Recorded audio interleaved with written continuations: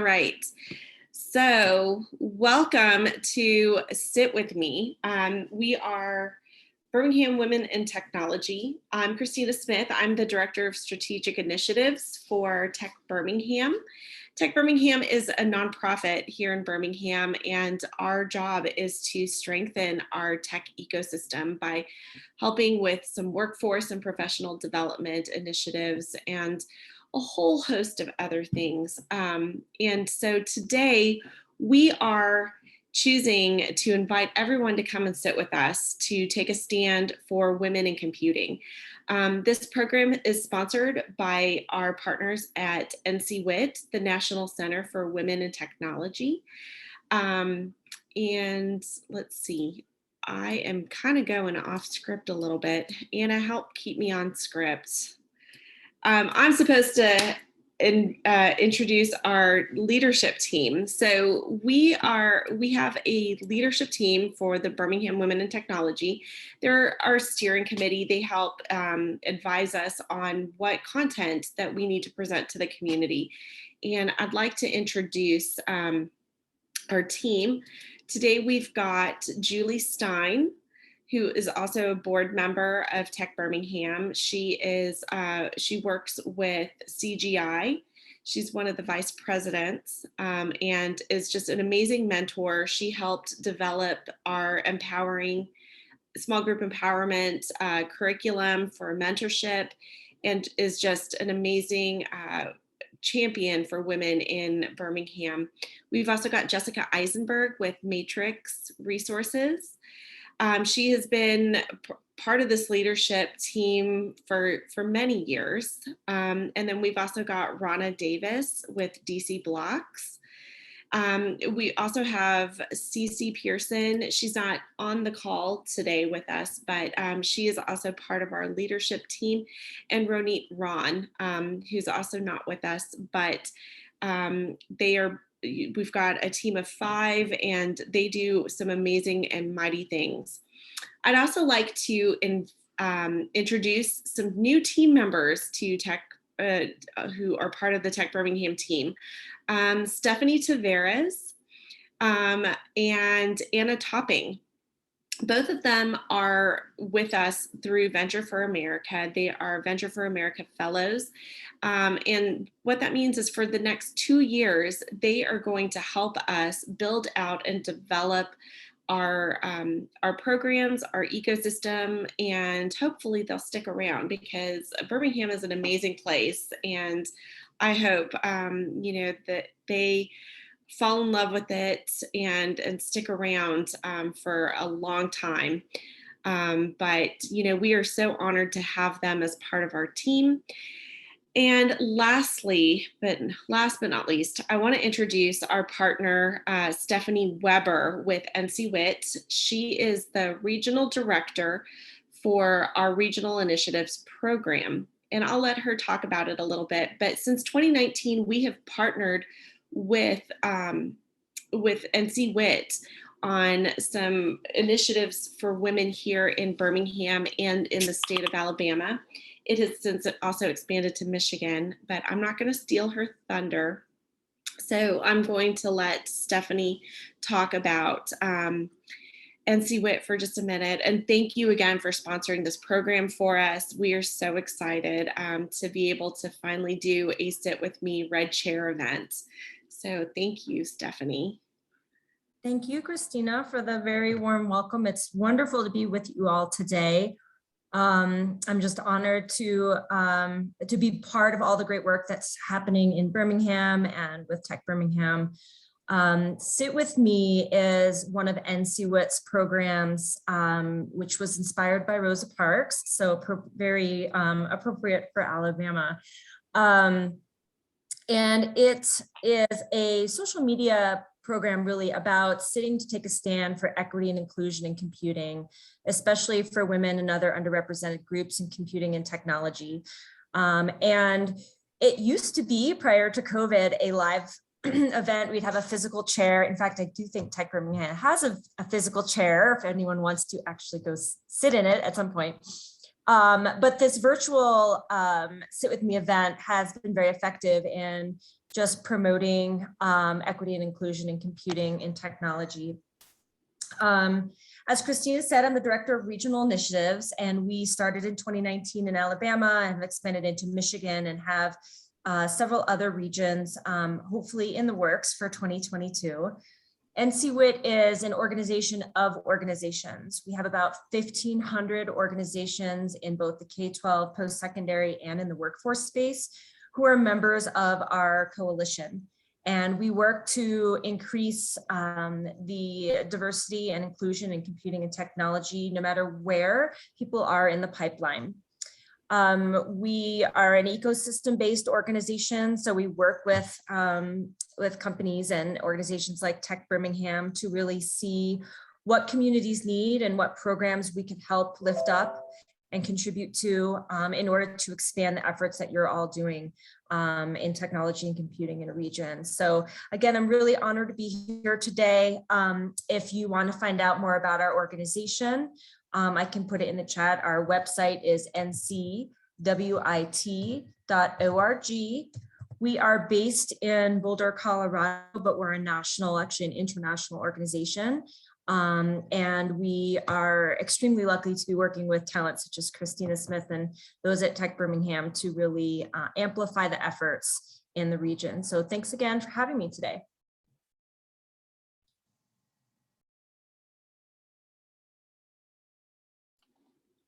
Great, thank you. We are going to send it back to our BWIT leadership team. I'm going to have Rana talk a little bit about BWIT and some of the initiatives that we are working on a local level. Okay, thank you. Hey guys, I'm so glad you all could join today, and I'm super excited to be kicking off the new year for BWIT. Like Christina said, I'm supposed to be talking about our programming and our projects. And last year when we first organized the leadership board, we really wanted to just add a little structure. And I guess really we were just hands, right? More hands with Tech Birmingham getting larger and the more affinity groups that we're adding, there were just so many more people and so few hands to try to take care of everybody. So we wanted to keep this group growing and evolving, and that's kind of how we came into being. And so now, after a year, even with all the challenges that the pandemic kind of offered us, we learned a whole lot. And we learned that the women in technology in Birmingham wanted professional development, obviously, but they also wanted personal development for continued self-growth and empowerment. And that's how Miss Julie Stein, with her leadership, came up with the small group empowerment program, and we're going to continue that this year. We're also going to continue doing networking events that are intentionally focused to make the most out of our time together. And so we'll continue those, and then we'll also continue engaging topics and speakers like today's Sit With Me panelists. And so the final, I guess, elements of our approach is going to be the involvement in the community. And we've learned that that not only affords us the opportunity to give back, but it also kind of opens our eyes to the many challenges that we as women in the industry face, and how that we can, I guess, collectively address those challenges and then overcome them. And so one such challenge is period poverty and period stigma. And so BWIT has amazingly chosen to support PAD Project Birmingham this year, which focuses on ending period poverty and eradicating period stigma by collecting and providing the much needed period products that menstruating students must have to maintain their self-dignity and self-confidence. And honestly, period products just keep those students in the classroom where they can continue their education. In very low socioeconomic communities, 3 out of 4 menstruating students report missing at least one class a month because of a lack of feminine hygiene products. And that's just, it breaks my heart. So many states are mandating that schools provide these essential items, just like they do toilet paper and hand wash. But Alabama has yet to adopt that responsibility. So I'm sure we will hear today about the opportunities that these women have either come upon or they've created for themselves, and then just the opportunities that are out there for young women that haven't even been created or haven't even been imagined yet. And the only way that our girls can get there is if we are supporting them, we're rallied around them, we're providing for them and caring for them, and we're empowering them. And so I could go on and on about PAD Project, but that is not why you guys are here. So if you're interested in learning more or getting involved, you can check out padprojectbham.com, or you can follow it on Pad Project BHAM on Instagram. So again, we're so excited for this year. We would love your feedback about the direction that you want to go, or just any really cool ideas you have for presentations or speakers. So I'm excited. But thanks again for being here. Thank you, Rana. And now we're going to move on to our speakers. So first I'll give a little introduction to each of the three of them, and then we will start with Elizabeth first. So we're joined today by Elizabeth Anderson, Malia Brady, and Robin Hunt. We're so excited to have all three of them women in technology, and to hear a little bit about their diverse experiences. So Elizabeth, our first speaker, she is CEO and co-founder of LunarLab, a UX design and strategy firm. And she also has over a decade of experience in the tech industry. And then our second speaker, Maleah Brady, she is a senior at Vestavia High School and also a two-time winner of 2 of NCWIT's Aspire IT Awards. And finally, we have Robin Hunt, who is co-founder and partner of ThinkData Solutions and also a LinkedIn learning instructor. So we're really excited to hear from all three of them. And first, we will hear from Elizabeth Anderson. All right. First of all, I am so honored to be here today. Thank you so much for having me. I'm Elizabeth Anderson. I'm the CEO and co-founder of LunarLab. I'm also the mom of 2 little girls. Like we said, LunarLab is a women-founded UX design and product strategy company. And what we do there is we help people who are building software create human-centered, inclusive experiences that people love. So I'm going to share a little bit about my story and also talk about why I think it's so important to support women in technology. So my story, I did not take a traditional pathway into tech at all. I always loved computers. In high school, I designed and built a massive website that brought in millions of unique visitors, and it was self-supporting through ad revenue. But at that time, I did not have WordPress or any fancy tools at all. So I used HTML, PHP, JavaScript, and I built all of that in Notepad++. I also had a bootleg copy of this really old software called Paint Shop Pro that I used for all of my graphics. So I was really into it. I did some freelance work at that time, building some small business websites.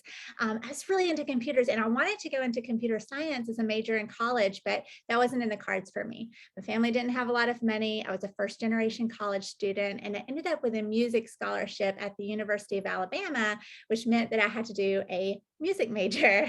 So don't let anybody tell you that you cannot be in tech with a humanities major, because you can. So while I was there, even though I was doing music, I kept getting pulled back into technology. So I ended up with a music theory major, which has a lot of math and analysis, and I studied electronic music. So I was doing a lot of punch card programming, some tape splicing. I was programming in this C-based language called C Sound. And then I graduated, and there are not a lot of music theory jobs. So I found myself in a bank in an administrative role, but I was still just dreaming and dreaming and dreaming of moving into technology. So one day I found a business card with a fintech company's name on it. And I said, you know what? I'm just going to shoot my shot, right? So I applied to an entry-level customer support role there. And then as they say, the rest is history. I zigged and zagged through project management, product management, into leadership. And I don't write code anymore, but I have spent a lot of years working on tech products that impact millions of people now. So I've worked on every type of product at this point. So mobile, SaaS, web, IoT, in all sorts of industries, fintech, insurance, healthcare, social media, sports. If you can name an industry, I have probably built some software in it. So why women in tech? Everybody uses software every single day. We're all in this software. And since everybody uses it, I think it should be for everyone and by everyone. So in a lot of areas, women actually use more software than men do. And I'm going to drop some statistics on you now. Women install 40% more apps than men. They buy 17% more paid apps, and they pay 87% more for those apps. So if we're all using all that software, we should be involved in building the software, right? The best technology is built when we are deeply understanding our user base, when we know what they want, when we understand the problems that we're solving. So since it's not just for one demographic group should not be the only ones whose viewpoint is considered when it's being built. We have got to be in the room when these apps are being created and bringing our experiences and our worldviews to the table, because our voices are really important and necessary. And that's how we create software that's really for everyone. So what I want to say to women in tech today is that no matter where you are in your careers, it can be a tough field for women. It's male dominated. Women only hold about 25% of tech jobs. They're 4 times more likely to see gender bias as an obstacle to promotion. They're twice as likely to have their jobs impacted during the pandemic. So I won't sugarcoat it. It's tough out there. There are going to be times in this field that as a woman, you don't feel welcome here, but we can change it, right? So we need more women in tech to make these better products and also to create these more inclusive workspaces. Your voices are super important. And to do that, we have got to have these women leaning on each other for support and advice and guidance. Other women in the industry, they understand, connect with them, lift each other up, look for these like-minded women who will have your back and support you and say your name in a crowded room.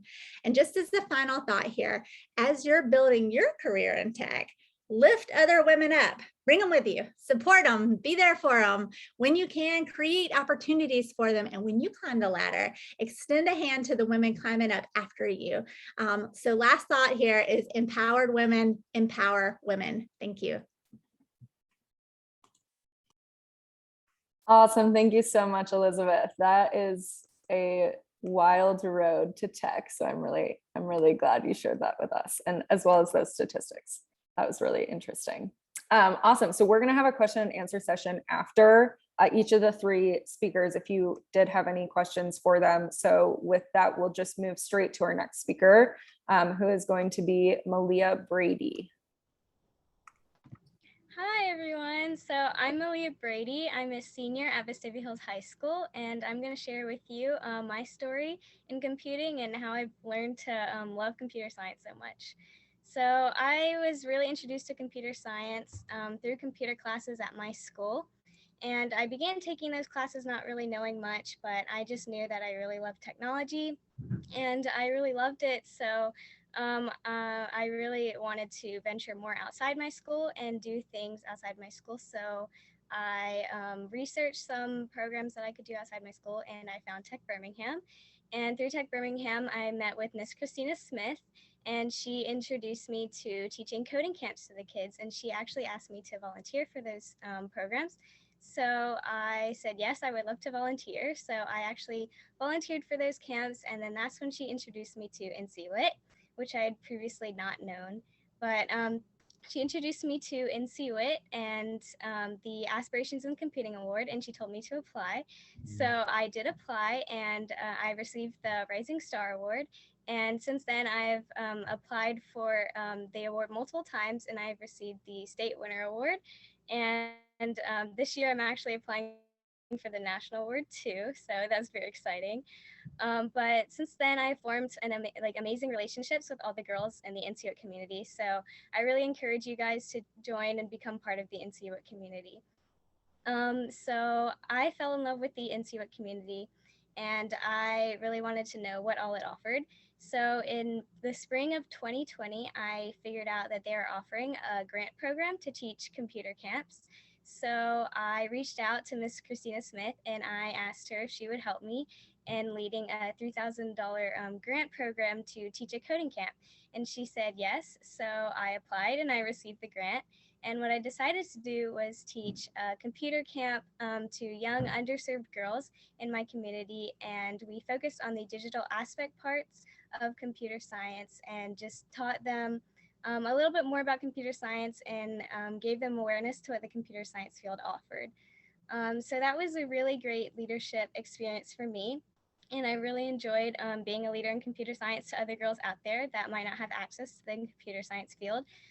So I decided to explore deeper, and I reached out with Ed Farm, which is a nonprofit organization that seeks to inspire kids and adults to explore more in technology. So I reached out to them, and I formed a partnership with them. And right now I'm currently working on becoming certified in teaching code and teaching coding camps to other young girls in my community.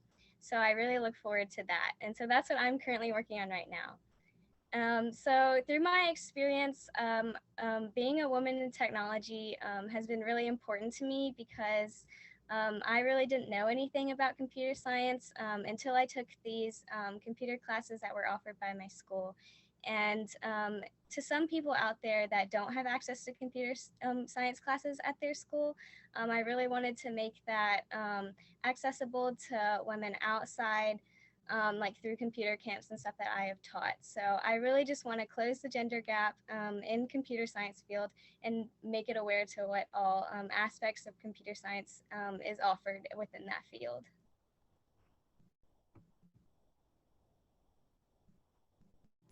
Thank you so much, Maleah. That is just really amazing that you are still a senior in high school and have already made such strides within technology. That's really, really awesome.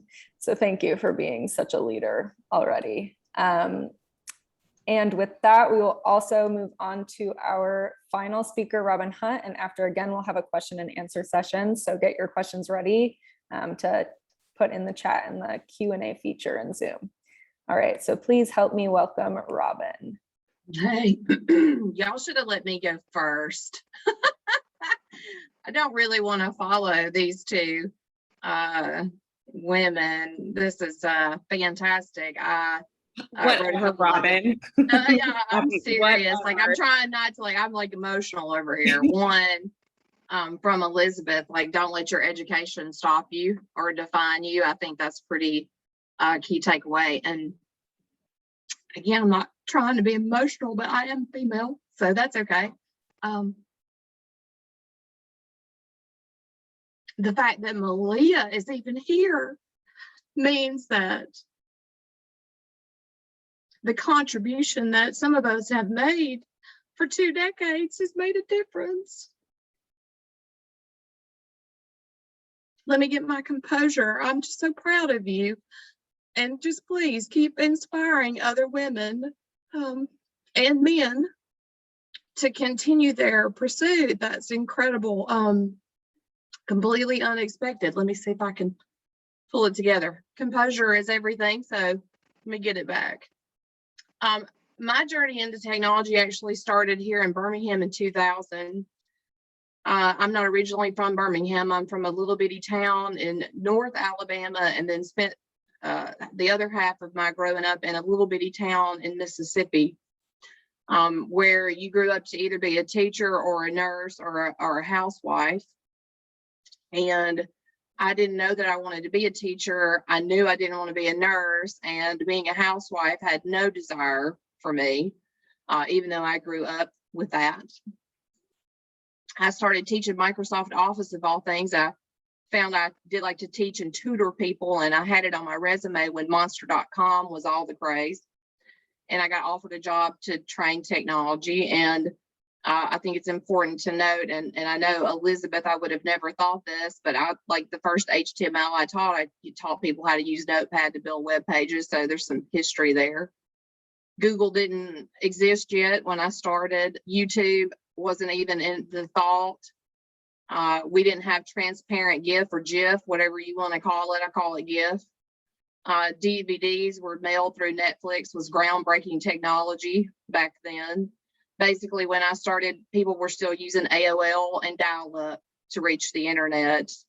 And we were excited to wait a minute for the pages to change. And now we can't even stand to wait a millisecond for the pages to change. I think I just had this insatiable need to not feel like an idiot everywhere I went. And so that drove me a lot. And this is mainly the fault of my two older brothers who I adore. But growing up with two older brothers, they called me a dork my entire life. And so I didn't want to go into the workplace and feel like an idiot. And I know some of you have brothers probably have a similar feeling. I don't know, but at some point I looked up and realized that my working situation was similar to my home situation. I was surrounded by males. I didn't see any females, but I had not recognized it because it was my experience growing up. So it felt no different to me than anything else. I think probably profound impact was when my 8-year-old son came home and asked me to go eat lunch with him at school. He said, "They don't believe that my mother is a software developer, and they don't believe that you own your own tech company." And he was 8. And I was like, if 8-year-olds believe this at 8 years old, at this time, I need to get involved. So I did go eat lunch with him, and I did impress all of his little friends. And then they knew that there were actually women tech CEOs who were software developers. I realized that I was seeing signals and I needed to get out.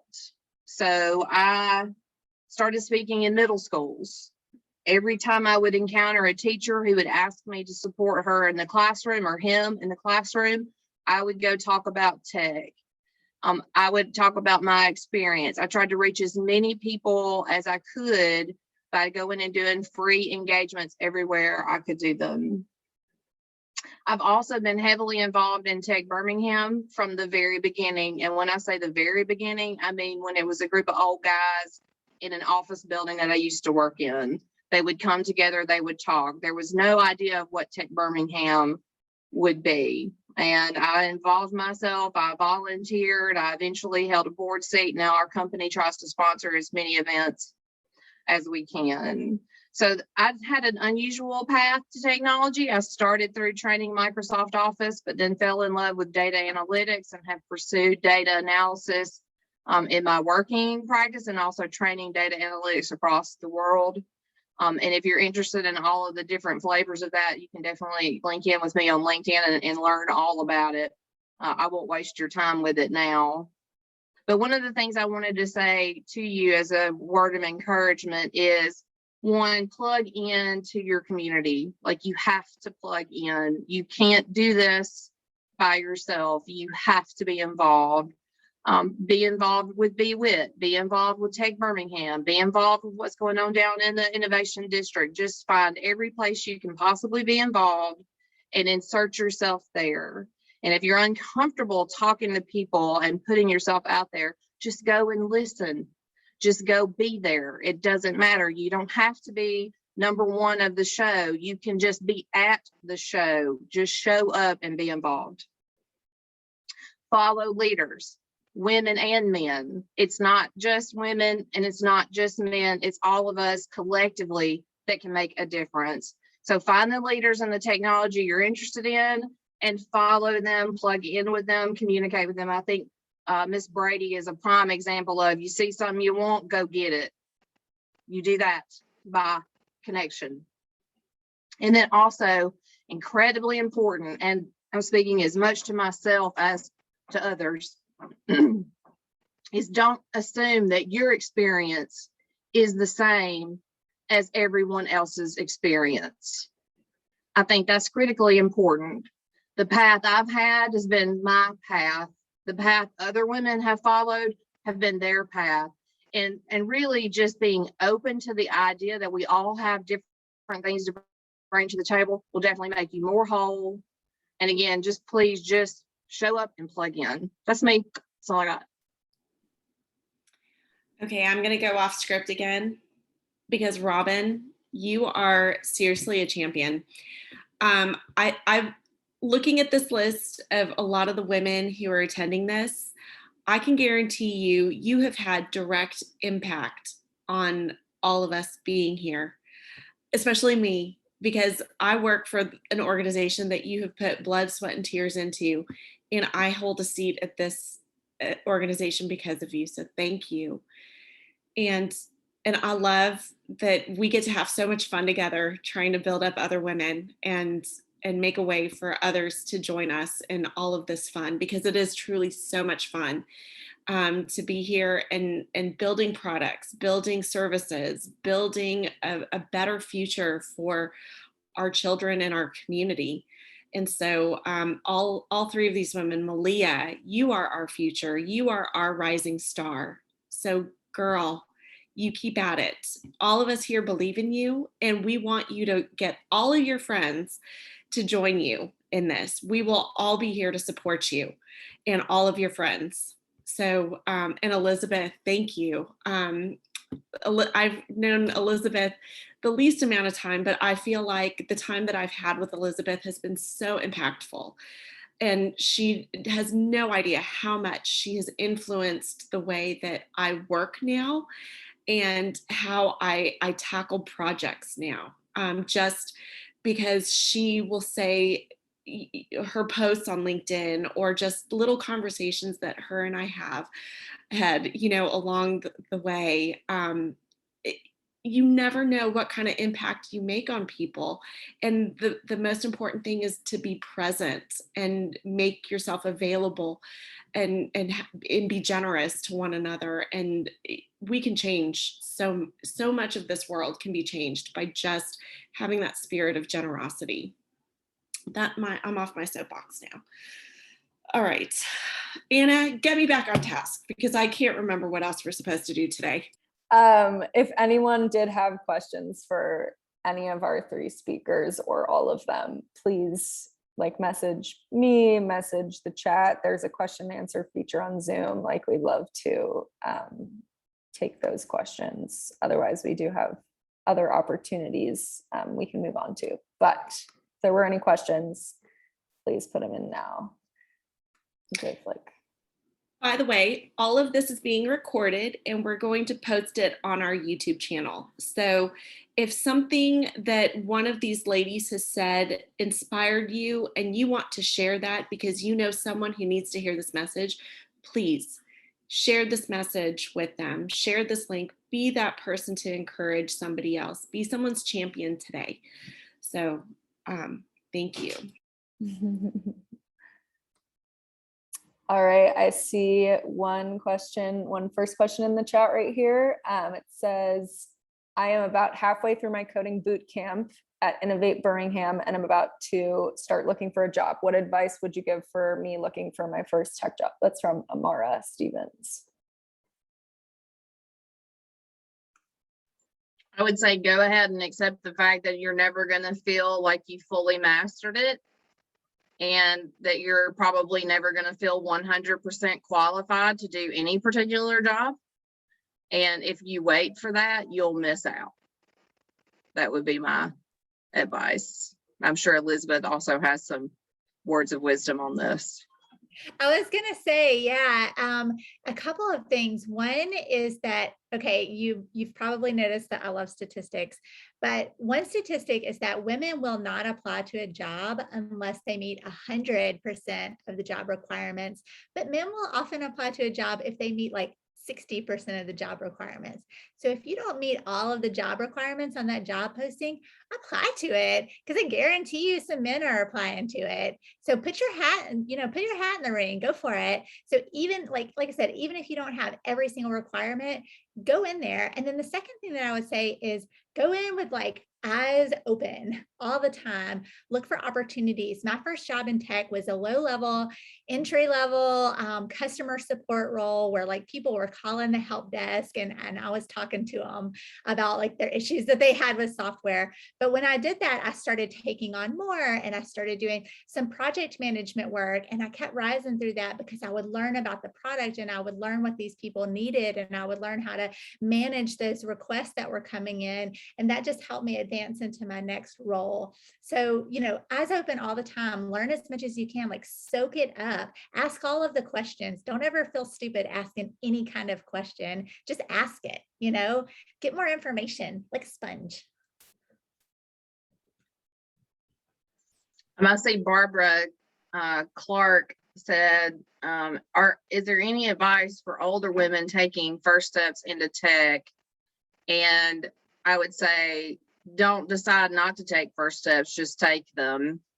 And I had a student come into my data boot camp who was older than me, and she represented the first older person in my classroom, older being relative. She wasn't that much older, but she was older than all the other student population. And we just dug in one step at a time and took her current life experience, which she had immense amounts of, and figured out how to apply it into the role that she was seeking. And she really just plugged in and stayed motivated and stayed dedicated. And fast forward, we're almost 2 years past that. She's now working at UAB. She's working on a product and a project that we're directly involved in. And so she's now a peer. And just before this meeting was on a meeting with her. So I would just say, don't let age, gender, race, creed, anything hold you back. Figure out what you would like to do. Now that's the hard part. What do you like to do takes time, but you can seek out training opportunities and that will help you vet it pretty quickly. I know if I'm in something and I don't like it, I know it pretty fast, and I know to go ahead and pursue other efforts.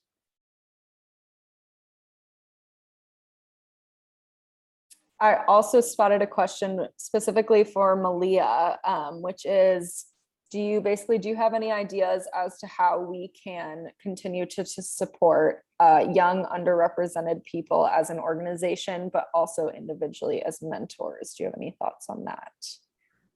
Yeah, so I would definitely say find connections in your community, reach out to anyone you can find, any organization that you can help, and form those connections with people. And just, if there's anyone there, don't be afraid to reach out, ask them if you can help them or if they can help you. Just anything that you want to do, set your mind to it and complete it. Get everyone you can to help with you. Help with that. And I definitely would say individually, there are those connections out there that you can definitely find in your community. So I would say don't be afraid to reach out for help and just make it happen. Also, don't decide what a mentor looks like. The mentors can show up in multitudes of forms. Like Maleah is actually being a mentor right now, and she would not fit the classic definition. So I would say throw that definition out of what you think a mentor should be or look like. And again, when you plug into your community and you meet other people who are trying to plug into the community, it is so much easier to find mentorship. It's to find the people that are also interested in being mentors, or in the case of Maleah, an accidental mentor. Those to me are the best mentorship opportunities, period. So yeah, just throw away that old definition of what you think a mentor looks like and look for them everywhere. And I'm sure Elizabeth has a lot of insight on this as well. Yeah, I would say you don't have to have someone be a formal mentor necessarily, because if you are looking around you, you'll see people doing things that are working well and things that are not working well. And you can take all of that information you collect, even if you don't necessarily talk to this person directly, you can take that information back with you and do some analysis on your own on it. You can also, if you see somebody in the community doing something that you're interested in, ask them, right? Like send them a LinkedIn request. So like the worst that's going to happen is that they're not going to respond, like they're not going to judge you for it. Just ask them what's up. The other day, someone did something that I was interested in doing for our company. And I just sent them a message on LinkedIn and I said, hey, I saw you did this. How did it work out for you? So when you have interest, ask those questions constantly. And I also saw another comment in here that said, how do you go about finding a mentor? And those can come so often just within your network and your community. And you can just ask someone, like you can literally just ask people anything, like no one's going to stop you, right? Like they're not, they might say no, but like, that's fine. Just ask people within your network. And then there's also a momentum leadership program here in town in Birmingham, and they will connect you with a mentor for free. So the woman who runs that program does a really great job of, if this is a leadership program for women, and she does a great job of matching people within your skill set or within your industry. I've even been matched with a mentor before with that program, and I've matched with mentees through that program. Sometimes she'll connect you, even if it's someone who has a specific question, like how do I get into product management? So definitely look into that because those resources are out there. And to follow up on that, one of the other things that I find is that go be a mentor yourself. There may be something that you can contribute. And what you find is that a lot, like with Maleah, she is bold. Let me tell you, she emailed me and she had her mom email me. They were tag teaming me when we first started our relationship. But I loved it. So of course I said, I can't say no to young women who are asking for help. I have a soft spot for young women. So all day long, if a young woman comes and asks me for help, I will always say yes. But what I have found in Maleah is that she has tenacity and drive that surpasses a lot of women who are twice her age.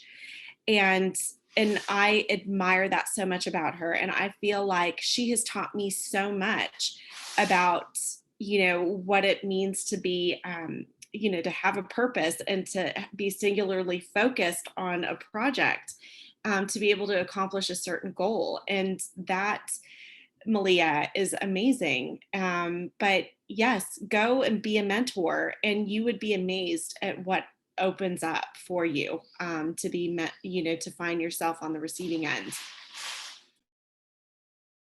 Let me just say something very real here, because we're in this environment and we're talking about paths to technology and empowering and plugging in. And I said earlier, don't assume that your experience is the same experience.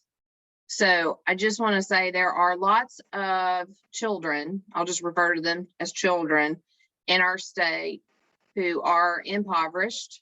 They have special challenges and needs due to poverty. They have parents that are working every day hard just to make it. They may only have one parent, they may have guardians, and they need also to be inspired that they can have an option. I think there's studies that show when you live across from the Silicon Valley, that there's an opportunity in tech there. When you think about Birmingham, Alabama, that doesn't necessarily rise to the top of your thought if you're a kid trying to eat. So I would also say, as you leave here, to the point of every one of us can be mentors, we can all encourage each other to aspire to a greater position than what we're currently in. And some of us and some of you may face, again, challenges that nobody speaks to on fun, fancy events, right? There's things that you face that hurt you and they cause you to pause when it comes to advancement, because we just need it to be easy. We just need a fast forward button. If I could just go past this. So every one of us have probably had that moment. Sometimes I think people think I don't have those moments, but I do. I would just encourage you to, one, just again, plug in, pursue, be the fly on the wall. And then when you are around other people that seem interested in the same things, bring them with you. Bring them with you, because you may be the very one that inspires them to continue to pursue. And plus, networking events are always more fun if you have a buddy. So just again, just keep on top of mind in our state. If we want our state to progress, we want our people to advance, we have to look at people as people and understand that we all come from very varied experiences and backgrounds. So I want to see a million Miss Brady's of every shape, size, flavor, and age. I love it. Okay, I'm off my soapbox. I'll quit now with my real talk. All right. Well, we are getting close to the close of our time, but Anna is going to drop LinkedIn URLs for Elizabeth and Robin. Maleah, if anyone wants to contact Maleah, go ahead and email me and I will pass your email on to her mother. She is a minor, and so I want to be respectful of that. So I will put everyone in touch with Maleah's mom, and so she can, they can contact you through her mom. But thank you, Elizabeth and Robin and Maleah, for being here. Thank you for taking the time. Stephanie, thank you so much. Stephanie Weber, thank you so much for this opportunity. Thank you for suggesting that we do this and for sponsoring it. This has been, I feel like this has been a very meaningful and cathartic experience for many of us. And so thank you. It has been so much fun working with you, and I can't wait to see what, the next 2 years of working with you are going to look like, Stephanie. So thank you, Christina. Thank you. I put my LinkedIn in the chat as well. Anyone's welcome to connect. And Christina, can I just take a second and plug an opportunity if women in this group are interested? I put it in the chat and I'll do it again, but the program that Maleah participated in, the Aspirations in Computing program, is a program not just for Alabama, but also nationally. We have 22,000 technical women in this program who have found networks of support, who work together, who welcome high school students to college when they go as already a technical community, and then also work at technical companies, start companies, things like that. We are always looking for reviewers to review our applications. We have about 8,000 to 10,000 applications a year, and we have to review them 5 to 6 times. So we're always looking for wonderful volunteers who want to get involved in the tech community, not just, you may or may not review ones from Alabama, but you can contribute to other young women in the country who are looking to be an aspiring technologist. So I did put the link in there. We welcome anyone who would want to spend a few moments with us helping review those applications. Thank you. I have reviewed some applications in the years past, and let me tell you, that is very inspiring and very motivating, seeing what these young women aspire to do with this knowledge. So thank you, Stephanie. And if you could also contact me, I'm the local representative for the Regional Initiatives Program. So you can always contact me at Tech Birmingham as well. And lastly, I want to have Julie, who is the head of the leadership team for BWIT, to close us out and tell us what is happening with BWIT going forward next month. Thanks, Christina, and thanks to all of our speakers today. It was you're all extremely inspiring to me, and really enjoyed listening to you. I did want to mention that our next program is going to be at lunchtime, November 12th, and we will have Laura Vaughn, who's the Senior Director of Security Operations for Fastly. Laura is bringing more than 15 years of cybersecurity experience to us, and she'll be speaking on a guide to cybersecurity careers. So it gives us a lot of opportunities on where we might want to further grow our skill sets and knowledge to further our careers. So look forward to seeing Lauren. Hopefully all of you can participate with us. And lastly, we also have we've got coming up a couple of events at Tech Birmingham. We've got our Code the Classic career fair at the end of the month, the 29th. And so the red chair will be at the event.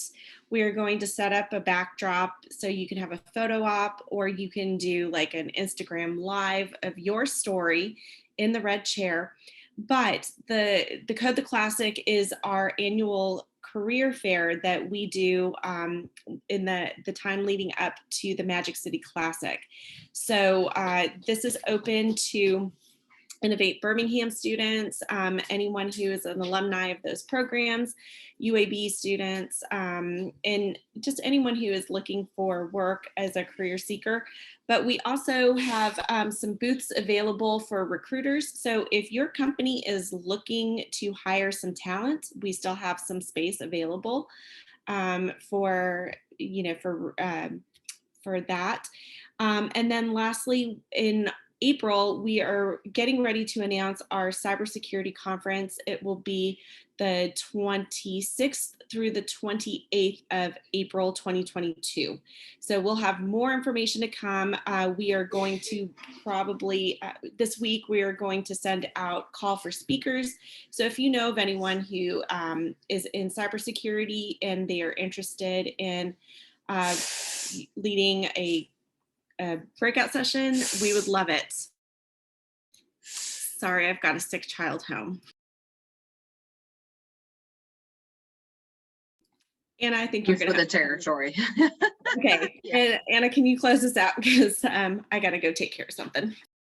Absolutely. Thank you again, everyone, for coming. And thank you, Robin, Elizabeth, and Maleah, for sharing your stories with us and really for inspiring all of us here, because I know that every one of us took at least one little thing, but I'm sure a lot from this experience. So we really appreciate it. And we really appreciate learning about you and hearing your insights and learning how to support and empower women in technology in general.